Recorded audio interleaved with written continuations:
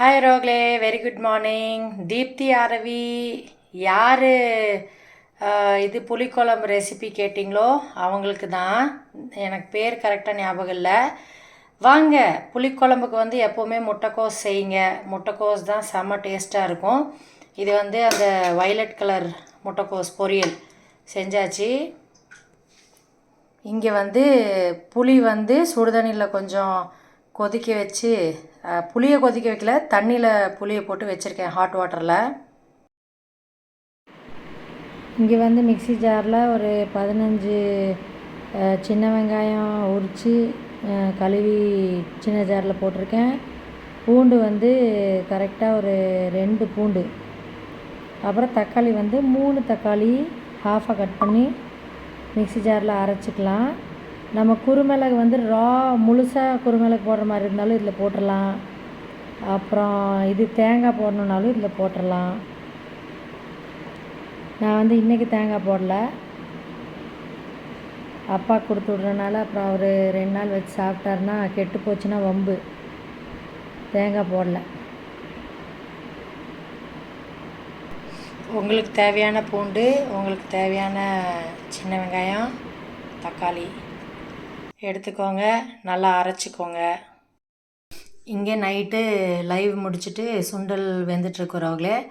முதல்ல வந்து குக்கரில் செய்ய போகிறேன். அதனால் வெங்காயம் கருவேப்பிலை மட்டும் முதல்ல தாளித்து விட்டுட்டு இந்த சுண்டல்லாம் போட்டு இந்த அரைச்சி வச்சுருக்கிற பேஸ்டெல்லாம் ஊற்றி குக்கரில் வேக வச்சுட்டு, அப்புறம் குக்கர் ஓப்பன் பண்ணி ஒரு 2-3 விசில் விட்டுருவேன். இல்லைனா 5 விசில் கூட விட்டுறலாம். லேட்டாக தான் ஊற போட்டேன். லேட்டானா 12:45 ஊற போட்டேன். இப்போ 6:30 ஆச்சாச்சு. இது குக்கர் விசில் வரும்ல, அப்போ போய் பெப்பரும் பெருங்காயத்தூளும் வாங்கிட்டு வந்துடலான்ட்ருக்கேன். பக்கத்தில் தான் இருக்குது கடை. அதனால் நீங்களும் கண்டிப்பாக பெப்பரும் பெருங்காயத்தூளும் போடுங்க, அப்போ தான் டேஸ்ட்டாக இருக்கும். இந்த மாதிரியே அரைச்சி எடுத்துக்கோங்க ரோக்லே. தக்காளி, வெங்காயம், பூண்டு. இந்த பேஸ்ட்டில் வந்து தேங்காய் பிடிக்கும் புளிக்குழம்புல போடுறதுக்கு அப்படின்னா நீங்கள் தேங்காயும் போட்டு அரைச்சிக்கலாம்.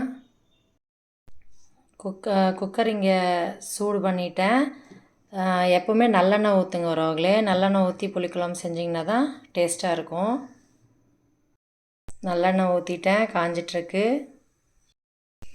ஃபஸ்ட்டு கடுகு போட்டாச்சு. அடுத்தது வெந்தயம் கொஞ்சம் தாராளமாக போட்டுருங்க. ஜூம் பண்ணியிருக்கேன் அதனால் நிறையா தெரியும்.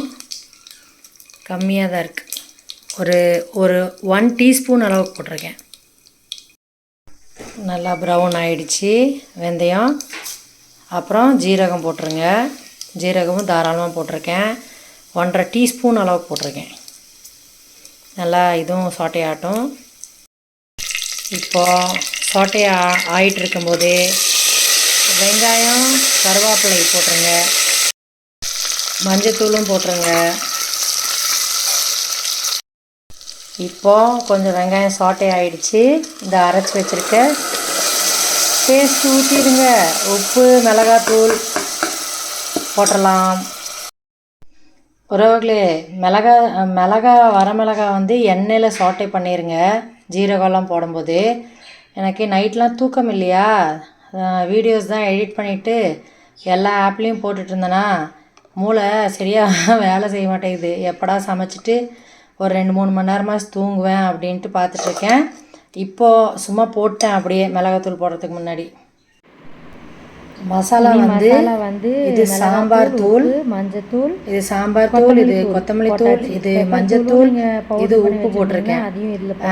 ஆக்சுவலி இதில் இன்னும் ஆட் ஆகிறது வந்து பெப்பர் பவுடர். இல்லைன்னா நீங்கள் மிக்சியில் அரைக்கும் போதே தக்காளி கூட பெப்பரும் பெப்பரும் அரைச்சிக்கலாம்.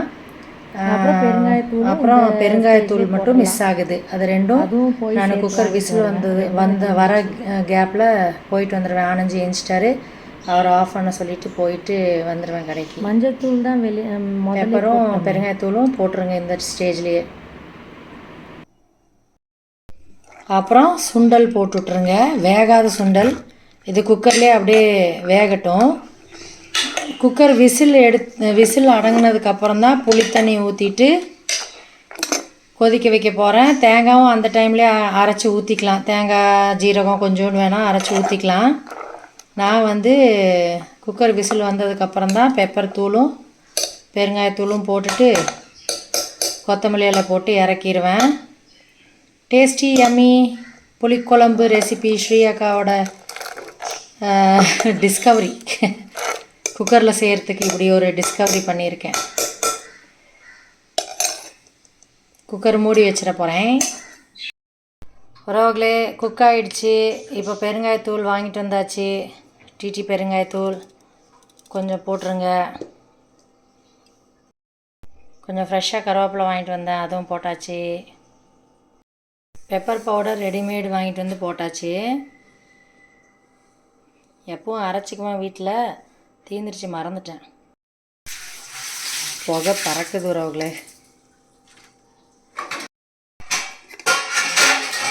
புகை பறந்து முடிச்சிருச்சு. யம்மி புளிக்குழம்பு 90% ரெடி. இனி புளித்தண்ணி ஊற்றிடலாம். அப்புறம் ஒரு கொதிக்க வைக்கலாம். புளித்தண்ணி ஊற்றியாச்சு உறவுகளே. இப்போ ஸ்டவ் ஆன் பண்ணிட்டேன்.